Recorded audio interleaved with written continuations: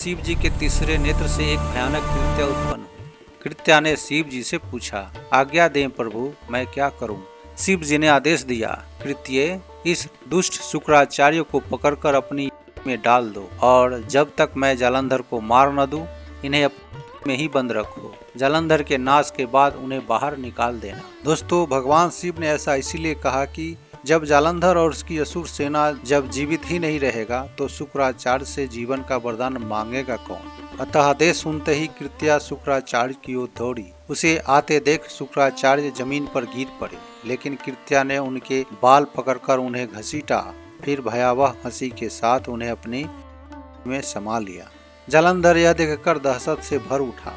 वह तुरंत बाणों का संधान करने लगा, लेकिन उससे पहले कृत्या वहां से अंतर्ध्यान हो गई, अपने साथ गुरु शुक्राचार्य को लेकर। मित्रों, युद्ध कथा यहीं खत्म नहीं हुई, आगे की कथा देखिए। जालंधर का घमंड अत्यधिक बढ़ चुका था। उसने युद्ध भूमि में शिव जी को चुनौती दी, अब अपने प्राणों की रक्षा कर लो, मैं तुम्हें वहीं फेंक दूंगा जहां मधुसूदन रहते हैं। उसके बाद ब्रह्मा जी को भी समुद्र में डुबो दूंगा। तुम सबों को जीवित रहते हुए भी आज मैं ही सर्वेश्वर बन रहा हूँ। यह कहकर उसने अपने विशाल अनंत दैत्य सेना का भार शुंभ, निशुंभ और अन्य महादैत्य को सौंप दिया। उसकी सेना में भयावह दानव थे। इन सब को देखकर शिव जी के वीरगण वीरभद्र, नंदी और अन्य प्रथम गण युद्ध भूमि में कूद पड़े और उनका सामना किया। इसके बाद ऐसा भयंकर और रोमांचक युद्ध छिड़ा कि सारे गण घायल होकर धरती पर गिरने लगे। शुंभ और निशुंभ के नेतृत्व में दैत्यों ने शिव गणों को चारों ओर से घेर लिया। कई गण भागने के लिए मजबूर हो गए। दैत्यों ने अवसर पाकर शिव जी को चारों ओर से घेर ली। वे उन पर इतनी बाण वर्षा करने लगे मानो मेघ सुमेरु पर्वत पर वर्षा कर रहे हों। लेकिन वृषभ पर विराजमान महादेव भला कब तक चुप रहते। उन्होंने पिनाक धनुष चढ़ाया और बिजली जैसी वेगवान बाण वर्षा से दैत्यों को धराशायी कर दिया। तीक्ष्ण बाणों से वे शुंभ, निशुंभ सहित अनेक दैत्यों को घायल करते गए। नंदी के प्रहारों से भी कई दैत्य भूमि पर गिर पड़े। कुछ ही क्षणों में रणभूमि हाथी, घोड़े, रथ और दैत्यों की लाशों से पूरी तरह भर गया। दृश्य ऐसा था मानो पर्वत टूटकर धरती पर बिखर गए हों। अपनी सेना को नष्ट होता देख जालंधर समझ गया कि बल से शिव को हराना कठिन है। इसलिए उसने अपनी माया शक्ति का सहारा लिया। उसने एक माया स्त्री जया को उत्पन्न किया। वह अत्यंत मोहिनी और अद्भुत रूपवती थी। जालंधर ने उससे कहा, जाओ रुद्र के सामने जाकर उन्हें मोह में डाल दो। जालंधर के आदेश पर मायामयी जया शिव जी के सामने पहुंची। वह खुले बालों के साथ जोर जोर से रोने लगी। शिव जी ने आश्चर्य से पूछा, बताओ तुम क्यों रो रही हो? तब जया ने झूठी बात कहकर शिव जी को भ्रमित कर दिया। उसने कहा, प्रभु, जालंधर ने आपकी पत्नी पार्वती का मानसरोवर पर्वत से अपहरण कर लिया है। यह सुनते ही शिव जी विचलित हो गए। उन्होंने जया से कहा, तुम मेरे नंदी पर सवार हो जाओ, वरना दैत्य तुम्हारा भी अपहरण कर लेंगे। जया ने नंदी पर चढ़कर शिव जी को गले लगाया और बोली, प्रभु, मैं जा रही हूँ, मैं पार्वती के बिना जीवित नहीं रह सकती। शिव जी समझ ही नहीं पाए कि यह सब दैत्य की माया है। नंदी से उतरते ही वह मायामयी जया शिव जी की जटा में स्थित चंद्रमा को भी निकाल कर ले गई और फिर युद्ध स्थल की ओर चली गई। अब पार्वती को अपहृत समझकर शिव जी अत्यंत चिंतित और व्याकुल हो गए। दैत्य की माया ने उन्हें इतना भ्रमित कर दिया कि वे अपनी वास्तविक स्वरूप को भी भूलने लगे। इसी बीच जालंधर अपनी विशाल सेना के साथ प्रकट हुआ। वह अपने रथ पर मायामयी पार्वती को बैठाकर गर्व से शिव जी के सामने आया। उसकी विजय की ध्वनियों से पृथ्वी कांपने लगी और पर्वतों में प्रतिध्वनि गूंज उठी। शिव जी ने अपने सामने रथ पर बैठी पार्वती को देखा। वह स्त्री भयभीत, व्याकुल और रोती हुई दिखाई दे रही थी। वह बार बार पुकार रही थी, हे नाथ, हे रुद्र। उसे देखकर शिव जी का हृदय टूट गया। वे सोचने लगे, मैं अपनी पार्वती को वापस कैसे पाऊं? दैत्य की माया का प्रभाव इतना था कि शिव जी विलाप करने लगे, हे प्रिय, दैत्यों ने तुम्हें कैसे छीन लिया? मुझे इसकी बहुत चिंता है।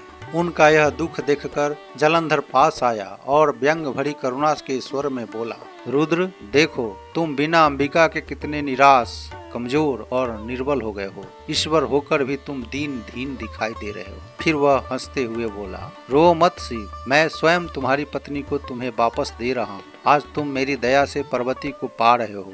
ऐसा कहकर जालंधर और भी अभिमान से भर उठा, क्योंकि उसे लगा कि वह शिव जैसे महादेव को भी अपने अधीन कर चुका है। जालंधर ने शिव जी के सामने घमंड से खड़े होकर मायामयी पार्वती को अपने रथ से नीचे उतार दी। फिर उसने अपने विशाल सेना को आदेश दिया कि वे शिव जी पर आक्रमण करें।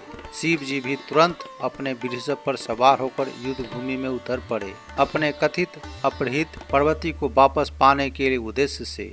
जैसे ही शिव जी ने उस माया पार्वती को पकड़ने के लिए हाथ आगे बढ़ाया, तभी दैत्य शुंभ उसे उठाकर आकाश में ले भागा। शिव जी ने क्रोध में अपना त्रिशूल उठाकर शुंभ पर फेंका। त्रिशूल को आते देख शुंभ भयभीत हो गया और उसने उस माया पार्वती को नीचे छोड़ दिया। वह रोती हुई त्रिशूल पर गिरी और फिर पृथ्वी पर आकर मूर्छित हो गई। अगले ही क्षण वह मर गई। माया रूप में दिखने वाली गौरी को मृत देखकर शिव जी का हृदय चीर गया। शोक और मोह ने उन्हें जकड़ लिया।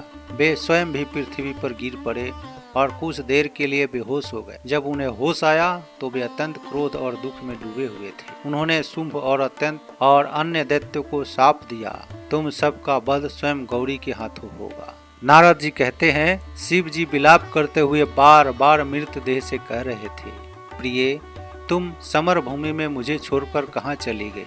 हे सुंदरी, तुम्हारे वियोग ने मुझे रति विहीन बना दिया।